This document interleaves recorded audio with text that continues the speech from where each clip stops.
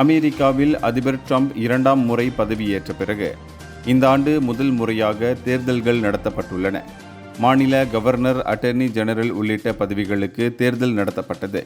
இதில் பெரும்பாலான இடங்களில் ட்ரம்பின் குடியரசுக் கட்சி படு தோல்வியை தழுவியுள்ளது. விர்ஜீனியா மாநில கவர்னர் தேர்தல் மற்றும் அட்டர்னி ஜெனரல் பதவிக்கான தேர்தலில் ஜனநாயக கட்சியை சேர்ந்தவர்கள் வெற்றி பெற்று ட்ரம்ப் கட்சியின் வேட்பாளர்களை தோற்கடித்துள்ளனர். நியூஜெர்சி மாநிலத்திலும் ட்ரம்ப் கட்சியின் வேட்பாளர்கள் தோல்வியடைந்தனர். மெசச்சூசெட்ஸ் நகர மேயர் தேர்தலில் ஜனநாயக கட்சியை சேர்ந்த மிஷேல் வு வெற்றி பெறும் நிலையில் உள்ளார்.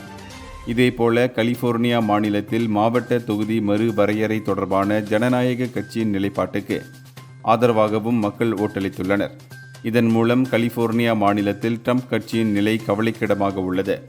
ட்ரம்ப் அதிபராக 2வது முறை வெற்றி பெற்று பதவிக்கு வந்த பிறகு பல்வேறு தடாலடி முடிவுகளை அறிவித்து வருகிறார்.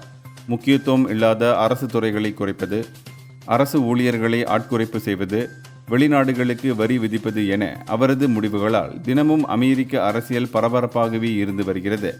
இத்தகைய சூழலில் நடந்து முடிந்துள்ள இந்த தேர்தல் ட்ரம்ப் ஆட்சியின் மீதான ஆபத்தாகவே கருதப்படுகிறது.